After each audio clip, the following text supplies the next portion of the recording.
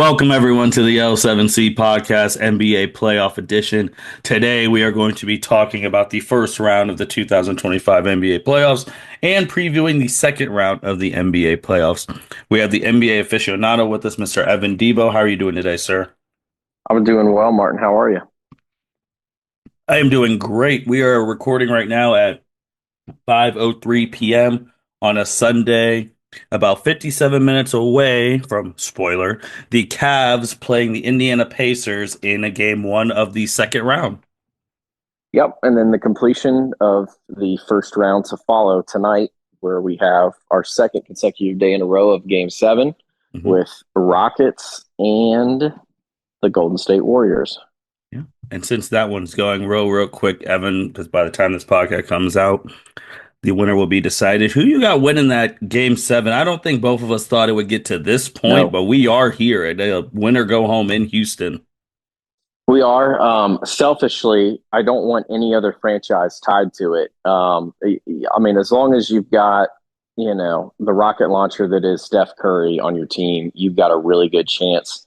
I mean, the way game six went, I thought for sure Golden State had the chance to put it away, and they did. But we're now in another situation where this second time in 10 years, Golden State might be blowing a 3-1 lead. And I think it Hmm. happened. I think it happens tonight on the road in Houston. Golden State's banged up. Steph's thumb is swollen as all get out. They lost Jimmy they lost Jimmy in game two. He was able to come back in there, but I mean, that's a tough hill to climb on the road. We'll see. I mean, you always got a chance with Steph on your team. True. And the last game seven they played in the playoffs was against the Sacramento Kings, if you remember that series a couple ways back, where Steph Curry had 50 points in that game seven on Yep, the road against yep. Sacramento. And It's Sacramento has capable. not made the playoffs since then. But I mean, it's yeah, that could be a scenario too. I mean the Kings just don't have the Kings back then just did not have the defenders that Right. Houston has. I mean, Right. just body after body, they're grabbing stuff, they're holding them, they're mugging them. And I mean, Jimmy's doing what he can coming back from, missing a game and stuff. But I mean, again, look at the rest of the supporting cast and how they've been able to lock them down with Tari Eason and, Jabari and, you know, Fred VanVleet had a huge game six, huge game six. I mean, on the offensive side. So, and that's, besides what Shingun's doing, what Green's doing, like, I mean, I think Houston pulls it out here after Cavs game one. Agreed. Agreed. And let's just stay with Yeah. Cleveland because Cleveland is obviously going to be playing the Indiana Pacers in round two. So we'll just talk about both their first round series and preview that. Then we'll make our way around the league. Evan, Cleveland was the second team to advance in the playoffs. Oklahoma City was first with a 4-0 Yep. sweep, and Cleveland followed suit with a 4-0 sweep. Darius Garland didn't play games three and four. Did not matter. Those last two games, Evan, maybe for me because I vaguely remember like the Alonzo Mourning heat. I definitely remember the Dwayne Wade heat. I definitely remember the Big Three heat.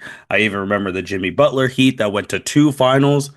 And I don't know what Miami Heat team that was because I we both had Cleveland to win and pretty handily, but games three and four were utter embarrassments. Yeah, it was bad, man. So I mean, it was a fantastic experience. I went to game one, Hmm. got to briefly meet Anderson Varejao, Cavs legend in the tunnel, beforehand. Just phenomenal experience. I mean, it wasn't a crazy. I mean, it ended up being a 121-100 win, but I mean, it was relatively close until they made the spread look uglier. Then game two was a little bit closer as well too. But I mean, Tyler and Bam were doing their thing and stuff. And I mean, Davion Mitchell has earned himself some money, I think, with his play. I mean, but he's still undersized for the position. All those things. I mean, he can be potentially a good, 6-man type thing, but they just don't have the bodies. I mean, people are questioning whether it's finally time for Pat Riley to kind of step aside or move in a different direction. But I mean, back to your core question, how games three and four went was just an abomination. I mean, for the Heat, like, I mean, just no fight at home, nothing. And by all means, like a lot of that, I mean, the Cavs just came out and I mean, just dogged them. If there's any cross listeners, that also obviously listen to other NBA pods and they, listen to anything Zach Lowe puts out. I mean, he had this quote, and I'm paraphrasing, and it's exactly this was game 3, let alone his thoughts on game 4. Was the Cavs were coming out to steal the soul of the franchise of the Miami Heat. They came out, they dug their grave, they threw them in the grave, they buried them alive, and then they set the graveyard on fire. Like that's exactly that. Those are his words. That's exactly what happened in Game 3. And in Game 4, Martin, I don't know that I've ever seen a Cavaliers team, let alone in the postseason, up by 6-0, 60. I mean, you're just getting contributions all across the way. I mean, you're Ty Jerome's. DeAndre Hunter, what he did in games 3 and 4 gives me so much more hope heading into this Indiana series that maybe he's found his footing a little bit. Just in some of that bench role and how, Kenny might use him.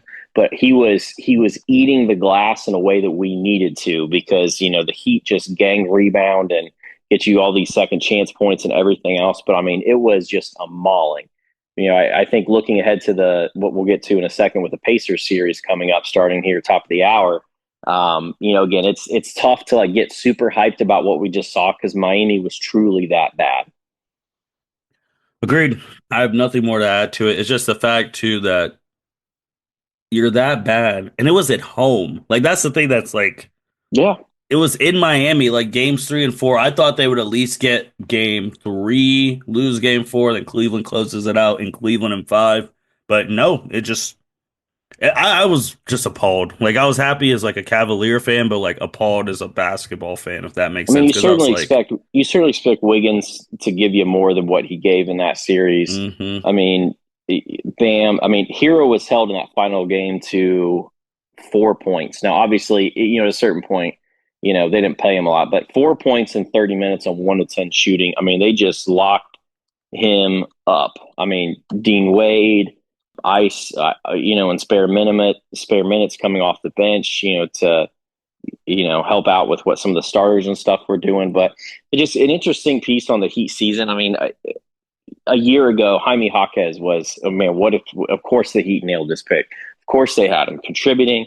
I mean, dude could not get any playing time in this series. Like, it just shows. And I mean, Spo's not going to give playing time where it's not due. So, again, it's just a culmination of where they're at and what lack of players and talent they have at this point more than anything. You know what I mean?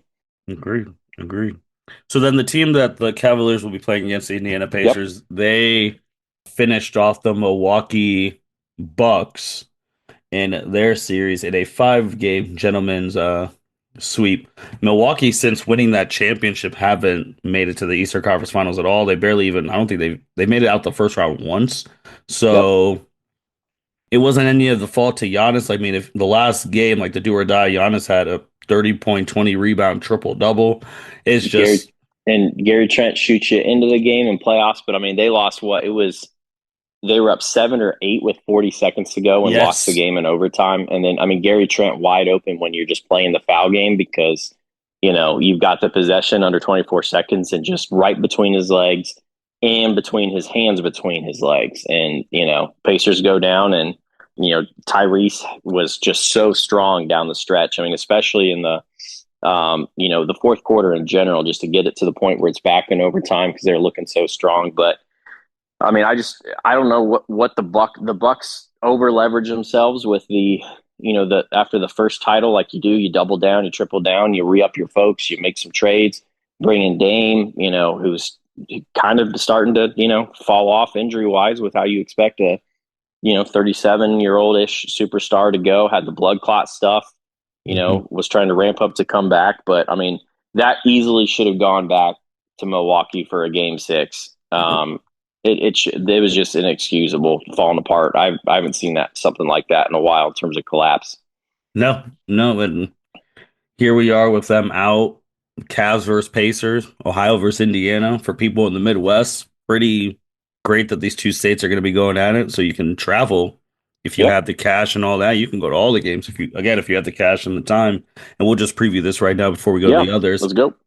This is going to be on, and now since recording 40 something minutes, What are your thoughts on this, Evan? Like, obviously, the Cavs look like they're firing on all cylinders. The Pacers, I think I saw a stat they've been like 30-13 or something like that since the Yeah. All-Star break, like severely underrated. Yep. But I I fully expect I don't I've heard some people say Cavs in four. I highly doubt that. I think this is Oh gonna be no. a competitive 6 game series. Yeah. I think this is six or seven as well. I mean, I will be dumbfounded if it's 4 or 5. I'm going to put like a 0% chance on four, and Mhm. then I will be so glad if I'm wrong. Of course, game five, or 5 games, maybe the Cavs have it within them to do something crazy like that. But I mean, I still think you're talking like a 15% probability, maybe 18% probability, but more likely you're going to live in that this is going 6 or this is going 7 range. So I believe the Pacers took it 3-1 on the season, and the last Mhm. 2 games were Cavs throwaway games where we locked up the number 1 seed. It didn't matter. And, again, Pacers had a lot to play for and stuff in terms of season. Even then, like our third stringers took them down to the wire in the second to last Pacer game of the year. But I think the Pacer season, a lot of it was really slow out of the start. Tyrese Halliburton was so bad. You had that poll come out, of who's the most overrated superstar, and Tyrese was it with all these, anonymous voters and stuff, across the league and whatnot. But he has been killing it lately, man. I mean, so good. We won't see his dad courtside No. after getting in trouble with Giannis. So I won't. I'll be at game 2 at the Rock. I won't see Tyrese's dad there, but obviously hopeful for a win, and hopefully it's for the chance to go up 2-0 after, whatever transpires today, Sunday, at time of recording. But, they're frisky. I mean, Pacers are frisky. Not to say that we don't have our own strengths, and especially on the defensive end with how good we've been going. Again, for the Cavs, I think where they've gotten themselves into trouble, and again, getting yourself into trouble for a, 64 or 65 win team in the Mhm. regular season and sweeping in the first round is, sometimes when they play these tougher teams, they just come out and just sluggish, and then they're digging themselves out of a hole, and then they either come back and win or they come back and lose close, against your Bostons and those kinds of things. But I think Pascal Siakam's kind of my X factor for the Pacers. I mean, he's just so herky jerky. He's one of those, like, you can play perfect defense in the post, and then he's just going to turn around, like, no scope flail into you and let the Mhm. officials make a call. And I mean, there's times where he'll force it up and in. He's just so long, with the big strides, the length, the reach. I mean, he was so huge that 2019 Toronto title. I think he's playing some of his best basketball as a Pacer. And, obviously, again, you've got Halliburton, and then those guards are just dogs, man. I mean, they're going to. I fully expect the Cavs to get a lot of full court pressure bringing the ball up to try to just wear them down. That's just what the pace. That's just what the Pacers do. But again, looking at the Cavs side of things, we've got the depth. We've got the depth. We've got the depth. We'll see if Darius goes tonight with that toe issue. Again, he didn't play game 3 and game 4. We did not need him to be up 60 points in game 4. So I mean, we'll see. I mean, you definitely need him in this series. I think to try to go to where we think both trains are heading is in East Finals with Cavs and Boston. So, Martin, what are your thoughts on the series? Any X factors, those kinds of things? Well, you brought up Pascal Siakam, who's probably going to be guarded by Defensive Player of the Year, Evan Mobley. Correct? I'm also seeing stuff with Miles Turner and Allen, just because Jared Allen just has now that famous line that the lights were brighter than expected last Yeah. year when they were playoffs. 2 years ago, 2 years ago, 2 years ago. Knicks. Up the Knicks. Oh yeah, that was the time. It was 2 years ago, but I'm expecting a lot from those bigs, like if they can control the glass, because I feel like this is going to be an up and down series. I think there's going to be a lot of points, so offensive rebounds are going to be prevalent. I just feel like the bigs, if they could take care of business down there, I think we have enough guard play. I think we have a better bench. We're deeper than the Pacers. Obviously, you can maybe give the coaching experience, obviously, to Carlisle because he's been to everything in the Sun. But I Mhm. just think the way the team is currently constructed and with home court, because this is what you play for, Yep. the ability to have home court just in case it's game 7, it's in the land. I think Cleveland should take this in about 6 games. Yeah. I think that's my prediction too. I think I'm glad you brought up the Jarrett matchup with Miles Turner. So, I mean, Miles is a phenomenal 3-point shooter for a big. Hmm. And I mean, he can easily blow by you versus like, if you're playing a Brooke Lopez, like you can recover. But I think more than anything, that's one of those nuances where I think, Jarrett who's so accustomed to sinking back into the defense on a pick and roll I mean, that pick and pop ability, Jarrett's going to have to fundamentally, and I'm sure he's been working on this for the 5 days or so we've been off, but you're going to have to show a lot more on those pick and rolls to try to force Miles to drive to the basket and just hope the rotations, and our rotations are usually strong, especially when you're playing the two bigs. But I'll be interested to see if Kenny, with Siakam and with Turner, that tandem in the front court. I'd be interested to see if he ends up, playing them together a little bit more than he historically has. Where you normally go, okay, well, it's Mitchell and Allen together. Okay, well, it's Mobley and Garland together, and you're just kind of trading, and then you start and end each half with both those guys. But there's a lot of chunk of time in between where if you don't have the bodies, and I mean, we'll see if Hunter can hold up as kind of your backup four coming in for some of that switching stuff on Siakam. But I mean, that's why you go out and you get a DeAndre Hunter like that. Is you need the length, you need the defense, you need the rebounding. So it'll be interesting. I think Cavs do take it in six. And then you brought up the team who we think is going to be there, the Boston Celtics. So let's just go there. The Boston Celtics, they played the Orlando Magic. Obviously, we know what the Orlando Magic can do fully healthy, as we had a 7 game series with them last year. Boston banged up and all, but still won this in 5 games. Evan, they move on. The defending champs are not done yet. What did you think about this series? I mean, 5, I think, is what we expected. Any thoughts? Yeah. So I mean, you were worried about Tatum's hand after Hmm. game one. It was right before it was in the late in the third quarter, I think, before the Cavs played. That Sunday night for game one. But I mean, he seemed to have rebounded. He didn't play in game two.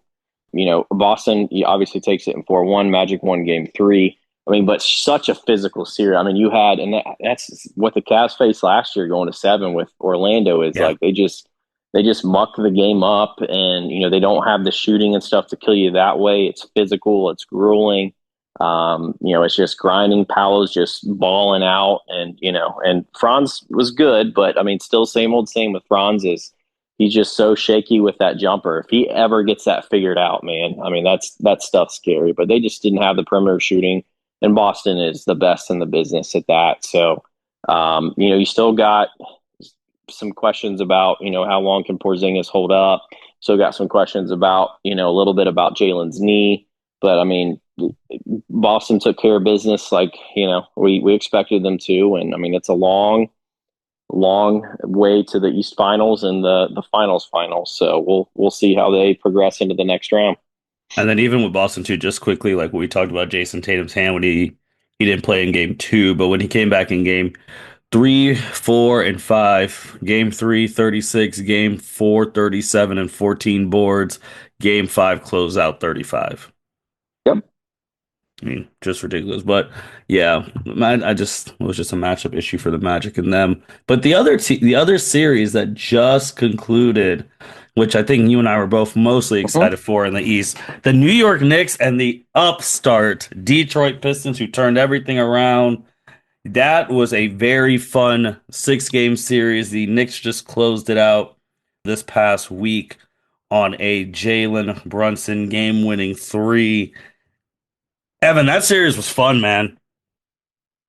Yeah, I mean it just the Pistons. What a turnaround, right? I mean Hmm. to just go from what was it? I forget how few wins in the teens they had to where they were at. I mean, they were in game game five was a 3-point loss. Game four, or sorry, who am I looking at?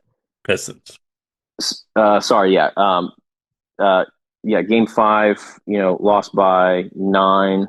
They just it was so close. I mean, you had that over and back call in Detroit on game three. That okay, was it? Did Jalen do it or not? Did he have possession before he crossed into the backcourt or not? And like, you lose on that.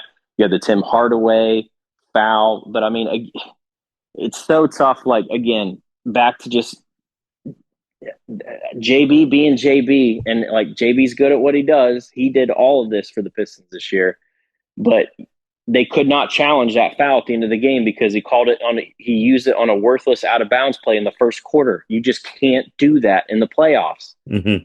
And that is JB to his core, is just dumb stuff like that. Lack of out of bounds plays and stuff that are, surefire successes. Like we've seen a huge turnaround with Kenny at the helm with that now too. But I mean, they were close in every game. I mean, I definitely think I've been saying this for 2 years. So, I mean, listeners won't be surprised, but Jalen is for sure top dog supreme at the foul merchant title, like a la James Harden. The chucking himself into people, just throwing it up and flailing, like, whipping the head and the braids going everywhere to try to exaggerate contact. Like, I mean, it's like Harden level bad, man. I mean, he benefited so much in this series by this. Minus the one time JB did challenge it, and they said, yeah, he just threw himself kind of on the ground. So I saw one that did not go his way after further review. But I mean, again, the Pistons will continue to be on the come up. They've got some assets and stuff. They can be players for some wild things this offseason. I've already seen, ridiculous NBA Instagram photoshopping Kevin Durant and some Pistons stuff, that all the usual things, the NBA Central crap, where, they're just speculating for engagement and likes and, getting shock value out of people. But I mean, they were frisky, again, you didn't have Jaden Ivey basically the whole year. I mean, you'll get him back.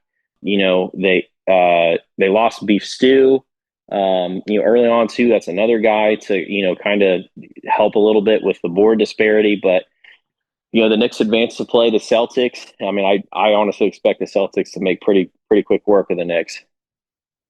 Yeah, I think that'll be in 5. Agreed. I think that one will be done relatively quickly. It'd be amazing if it got to 6. I doubt it. I think so. But the Knicks in the Detroit, like if you just look through all the scores, like the biggest margin of victory was game 1, 123 to 112 where New York won. Then there was an 194, a 118 to 116, a 94 to 93, a 106 to 103, and a 116 to 113. Like these are all like, this was a very like competitive series, and the future is bright for Detroit. Again, like you said, they have assets. They need to just continue building on what they had. Cade officially took the next leap this year, so we'll see where they go next year. And who can they keep from this core before? I don't know any of their contract extension times or anything like that, but we'll see how they can go there. And we both have Boston winning probably in 5 games, correct? Yeah. Okay. 5 or 6 at the most. But yeah, I think in 5, unless Boston has some injuries plague them a little bit. So then now let's jump to the West. Let's talk about, I told you guys the Cavs were the second team to clinch the second round spot. The first team was the Oklahoma City Thunder against the Memphis Grizzlies. It was a clean sweep in 4 games, and honestly, the first game told you everything what the series was going to be. Evan, that first game, the Thunder won by 50 plus points, and they never really looked back. The closest game the Thunder had, ironically, was the Game 4 closeout where John Morant did not play because he was hurt, and that was a 117 to 115. But besides that, this series was not close, man. No, I mean it was everything, just like the Cavs. Is everything why you seek out trying to get the 1 seed is so you can play teams like this, playing teams like this, and just kind of impose your will, try to keep people safe, and all those kinds of things. So I mean, this game was characterized, yes, by so you had a 50-point game 1. I feel like there's way more. I'm going to be a salty Cavs fan for a second because that was the first game of the playoffs, I think. But it was.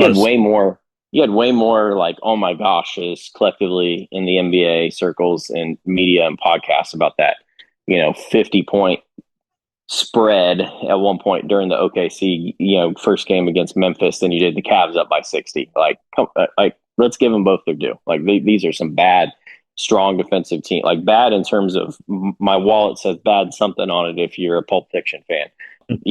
Just imposing your will.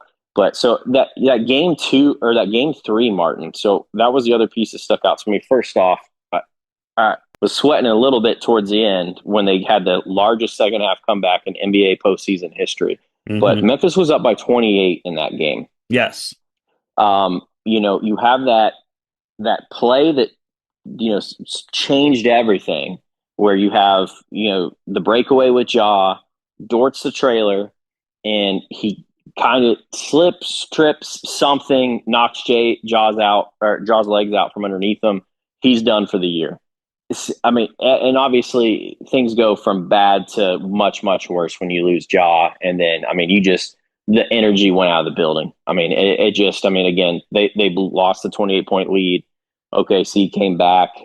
It breaks your heart, man. I mean, just to see, does not even like have your full folks, at it and stuff too. So, but they made quick work of them as expected overall. So those are the big pieces. And then their opponent, which was just decided Saturday, in the other game seven that you Mhm. previewed, was the Denver Nuggets versus the Los Angeles Clippers, where both you and I both said this series could go either way. And Yep. when you get to game seven, it means this series can go either way. But when it got to game seven, man, the Nuggets just destroyed the um the Clippers, and it just had me thinking again of my good old friend in these clutch moments, Mr. James Harden. First Uh, player in NBA history to lose four game sevens for four different teams. Now, that's not all on him. Everything you have to look at in a right, vacuum, but he's the first to have that title to his name as the starting point guard. right. So, That third quarter, Martin. oh, So, it was terrible.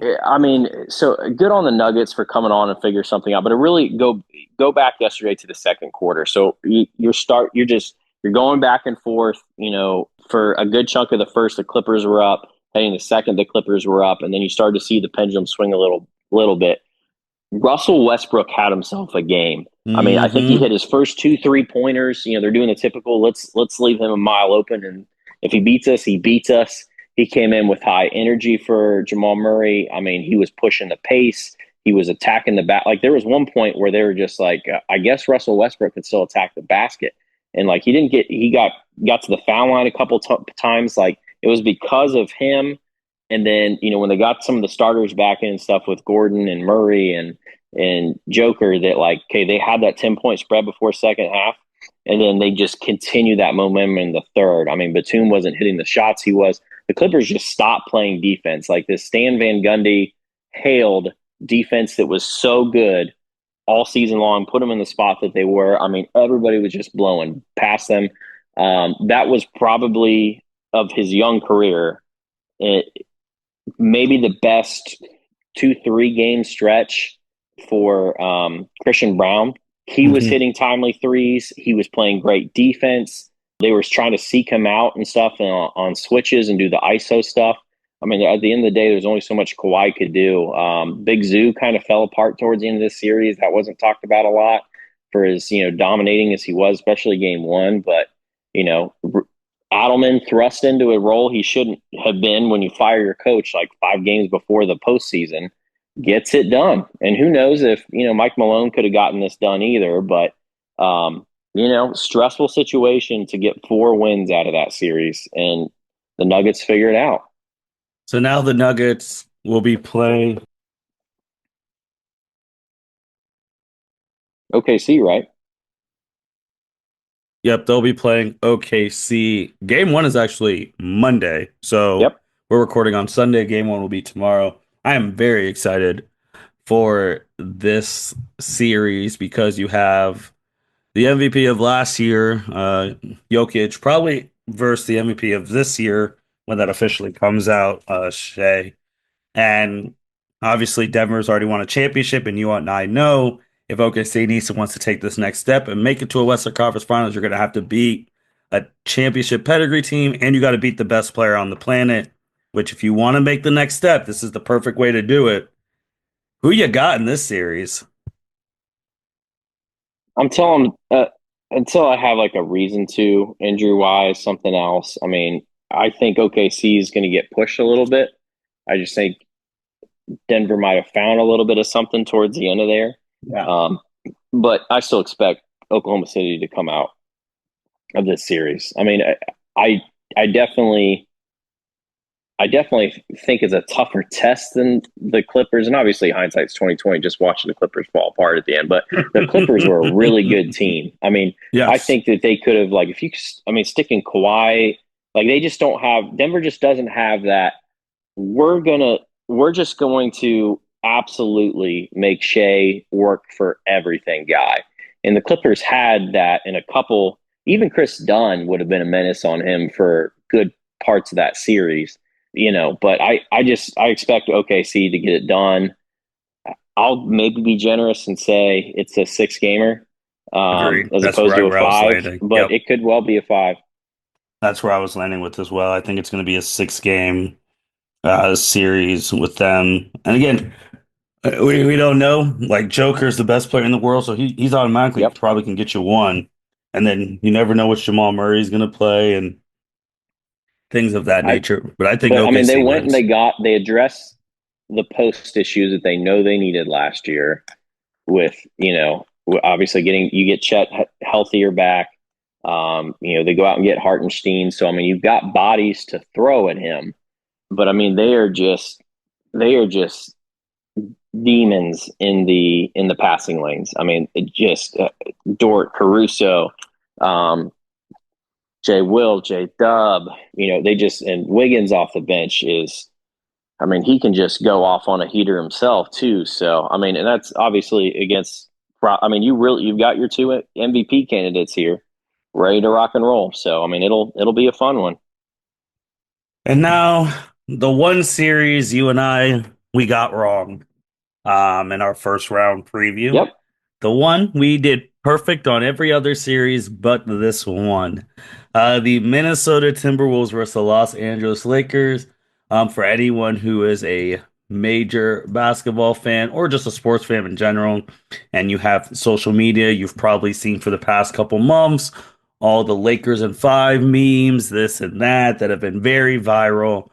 Well, the Lakers, they were in five, but they were the team that got bounced in five. And Evan, it was embarrassing. They got Yeah, smoked. they got smoked. Where did we go wrong on this one? I mean, obviously looking back, you know, it was right in front of our faces and missed it just about how poor of depth Lakers had. Yes. I think we just thought Luka's going to go on a heater, and if Yes. he had to average 38, 8 and 8, and LeBron did some of his, you know, normal stuff, that they just figure it out. But I mean, Minnesota did this with defense. They did this with depth. I mean, and then just key contributions across the board from stuff. I mean, Julius Randle played a really good series. You had Gobert, I mean, That's the just in the last game closeout five. game. Yep. Just, I mean, and then you had the Vanderbilt game four, right? Or game three or game four, where he goes off for what 38, something like that. I Hmm. mean, you're just not expecting that. In addition to, you know, Ant and DiVincenzo and, you know, the rest of the group there. But I mean, yeah, we got it wrong. We bought the ESPN hype machine, and you know, you got these two stars. They're just going to figure it out. And arguably the second best player of all time with Luka at his disposal. But I mean, just things were so desolate. I mean, was it game three or game four? JJ did not sub anybody in the second half. It He did was not trust anybody. game four. Game four. He did not trust anybody. He wasn't putting anybody. I think at one point towards the end, and then it just the clock started around. He's going to try to put I think Gabe Vincent in. He just didn't do it. And some reporters were trying to dog him, and JJ's getting feisty and fiery and all that kind of stuff. But it's the postseason. Everything's under a microscope. But I mean, they just did not have the bodies or depth. I mean, you just think about could you have used a Mark Williams in this series? Absolutely, absolutely. I don't know if that maybe that gets you to a game six loss, but they were just so far outmatched, man. I want to talk about game three and game Yeah, four. So game three, where that game was in Los Angeles. No, Minnesota because they were the sixth seed. Yep. LeBron had 38 and 10, and they still lost by double digit points. Yep. Game four at halftime. Halftime. LeBron had 20 at half. Luka had 20 and half. They were going into that fourth quarter up 10 points, and then they lost by three. And then, like you already said, if you would have told me before game five that the Lakers were going to get closed out at home because Rudy Gobert had a 20 and 20 game, Yep. I would have think you're lying. And they did. You're right. I think we bought way into like the way the Lakers are playing near the end of the year. It looks like, oh, this is the team everyone's talking about. Like, this is the team that can make a run. This is a team that can make at least the Western Conference Finals. They got Luka and LeBron. You got the best player of the 2000s, with now one of the greatest players, 1A, 1B, however you want to slice it, of all time. And then you got Luka, who's an offensive firepower. You got Austin Reeves, who Austin Reeves did not show up this series at all for No. real. So maybe that's another thing too. But it's just like Minnesota just didn't flinch. And then that game four, watching it on TV for people who didn't know who he was, if they didn't see any of his stuff, that's little thing of Anthony Edwards and LeBron pushing each other back and forth. And I was just like, oh man, Ant's not backing down. And if your star player's not backing down, the role players aren't either. So yeah, Yep. it was crazy, man. I was just shocked. That was not. I just didn't think they. I would have been surprised, like if Minnesota would have won in like six because they did something they won on their home floor, sure. But the fact they won game one, lost game two, and won three straight after that, Lakers they were just outmatched. And unfortunately for them, they don't got nowhere else to go. No. I think we talk about this every year when they lose. It's just they're in salary cap hell. Yep. They don't have the assets to trade. They traded the one asset, and that was AD for Luca. And Luca was getting exposed defensively again. Like it was Yep. bad. They still have that. They still have that, what, 2031 first that inexplicably Dallas didn't get in the Luka trade. Hmm. So, I mean, and I think that's what they were trying to pair and send for Mark Williams that they essentially got back. They're like, let's do a reset and see where this could get us. Yeah, maybe that could be a favorable pick depending on how things shake when LeBron eventually retires. LeBron's not going to play into the 2030s. So, I mean, we'll see where it goes. So, but we're bound for your typical Lakers offseason. LeBron will, he already has, I've been playing with insert injury here. And, again, like there's probably something to that. Like I'm not as big on they're making it up. I'm just saying they're big into talking about it. When some of these big stars go out, like you'll see it with Kawhi or James Harden here, if you haven't already today or tomorrow, I'm sure. But we'll go through that with LeBron. We'll go through LeBron, or when are you going to hang it up, and this thing, and he'll meander and flirt with it. He'll do nothing all off season or at least for the first chunk of the off season. But he's coming back. He'll do his one with the Yes, player option, 53 million. yep, and then Luca has I think obviously he can 220, 221, like the yeah, extension. so he's on the table for getting some stuff, but I mean they'll find a way to shuffle the deck again. It'll be the same old thing, kind of like you saw with you know Anthony Davis is like we'll shuffle the pieces around these two, but it's these two contractually where we're at.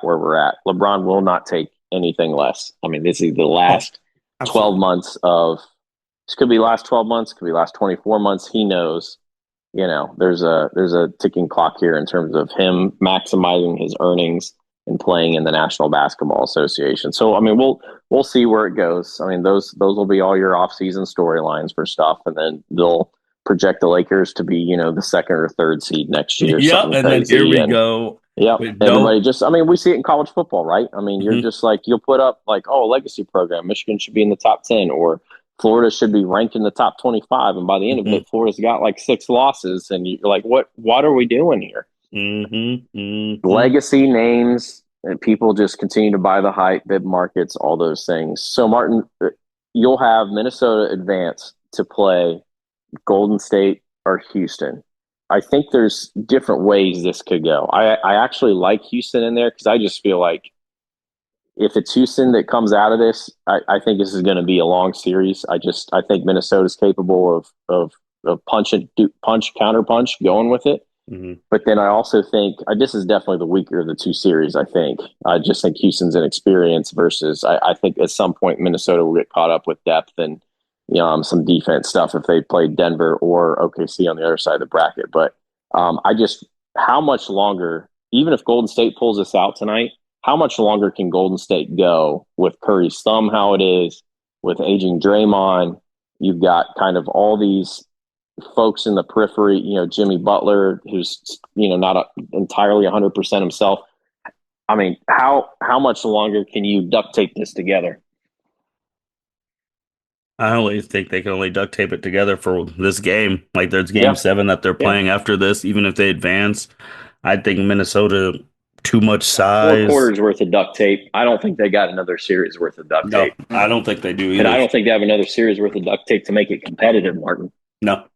So if they do come out of this, I think they'd lose to Minnesota in 5 games, and that's Yep. maximum. Maximum. I don't Yep. think it'd go past that. So, I agree. anything else? Martin, word Or season. You teased it earlier. The best defensive player in the NBA this season. Shout shocking to out to most. shout out to Evans. And it wasn't close, to the Draymond piece here. Hmm. For as much as that was talked about with the podcast, and well, I just think Draymond, and you got some people coming out, your Tim Bontemps who just hate the Cavs, all the things like, yeah, well, I'm going to go with Draymond and view statistically and per 48 and cleaning the glass stats, and I don't care any of that. Like we all know who should have won. I get it, and poor Evan will have that asterisk on him, because Wemby got injured, but Yeah. credit where credit's due. I mean, that guy switches out. You'll see him in this Pacer series switch on to Halliburton, hold up, switch on to Nemhart, hold up. Then he'll be in the paint, with some more weight he's put on, going toe to toe with Siakam. And I mean, he's a utility infielder or utility outfielder. He is a Swiss Army knife. I mean, he is the best defensive player in the NBA. Yeah, and well deserved, man. I mean, the man, we've been on this pod for years where he should have won multiple awards Yep. and got screwed out second place or whatnot, where we thought Scotty Barnes. Yep, Scotty Barnes is the big one, where he should have won. And finally he got one. And that was fantastic. I mean, I was super stoked because I didn't think they'd give it to him. Martin, who had a better opening series as a the 6 man award winner, Ty Jerome. Ty. I get it. I still think, Ty but would start on, I think, on multiple of other teams. Ty would start on multiple playoff teams. Yeah. Like I've heard some people flexing, like if I'm the Pacers and or not Pacers, if I'm the Magic and restricted free agency, I'm just throwing whatever at them. And I'm moving Franz to like kind of small forward and taking less ball responsibility off him. Let's see. There's one thing because I do want to make sure we end right before so that we can all just go straight to watch the Cavs game. Just one final thing. Got to pay respect to Coach Popovich. He's officially hanging it up as a coach. Still going to be involved in the Spurs organization. For anyone who, if you just want to see his impact in the game, just get on your phone, Google Greg Popovich coaching tree, and see all the many coaches that have come from the Popovich coaching tree. 5-time champ, most wins in NBA history. Really, I mean, when I think of the Spurs, I obviously think of him, David Robinson, and then the big three of Parker Ginobili and obviously the greatest power forward of all time, Tim Duncan. But just had to make sure we paid our respect to a living legend in the game. I mean, since 1999, he's had his fingerprints, maybe even 98, has had his fingerprints on the San Antonio Spurs organization. I mean, obviously, only some kind of medical thing like this could take him out of coaching. I mean, he had the medical event, he had the sizable stroke, he had the medical event, which could have been another stroke or, you can't speculate, but he was carted out of a restaurant with friends and family a couple of weeks ago. Like, it just felt like, age included, like it was it was heading this way. But I mean, I'll miss the sarcasm with the post game interviews. Just all the. I mean, I mean, calling Patty Mills, Fatty Mills, like all the jeez. who your own team, who's your own player on your own team, like Mhm. making fun of Boris Diaw's weight and like, I mean, just. But players just loved him. I mean, hearing Richard Jefferson the other day just talk about how he extended his career and pushed him, like, Richard, you gotta develop an outside shot. Like, I mean, that coaching tree is impeccable. I mean, in my lifetime, I mean, again, like, technically, I mean, if you go back to like when we were first born, obviously you got Phil Jackson, but I mean, I was 4. I'm not watching the Bulls and then the Lakers and stuff until really I start to get into basketball, the early 2000s. But I mean, he's right up there for best while I've been on this planet. I mean, just phenomenal. So I mean, that was a sad one. And Martin, I had one more sad note too. I just wanted to mention, obviously, condolences to the Love family at the passing of Kevin's father. Obviously, notice I was looking for him on the bench and kind of Googled during game 1 and just like, it's weird Kevin's not out here. I mean, against his own old team, and you knew something was going on. My first fear was obviously, and thankfully, the second child had come and stuff with him and Kate. So like, okay, well, thankfully it's not a compounding issue with mom or baby. But, and then obviously when he did the post, but I mean, especially, a guy who's gone through so much and been so much to so many, with the mental health conversation, really being kind of like the first athlete along with DeMar DeRozan to really open up and talk about anxiety, depression, all those kinds of things with the Players Tribune article back in the day. Like, I just hope, and I've seen it, I just hope the NBA community continues to rally around a guy whose words have rallied around so many who needed it. Well said. Well said. And with that being said, thank you everyone for listening to our first round review, second round preview of the NBA playoffs. We are going to be both getting ready to watch Cavs game 1. That is teeing off in 10 minutes at our end of recording. So if you're listening from Ohio and you're a Cavs fan, let's, as we say with the hashtag, let them know. And let them know. We will go from there. And then obviously the main event of the night is the game 7 with the greatest shooter of all time, Steph Curry and the Warriors. Do they have one more game of magic, or does Houston take out the Warriors and show us that they're going to be here to stay in these next couple? We'll find out next time we're here. Thank you for listening to the L7C podcast. Signing out. Thank you for listening to this episode of the L7C podcast. Be sure to like, rate, review, and subscribe to the channel. Follow us on all social media platforms, and we'll be talking to you guys soon. Take care.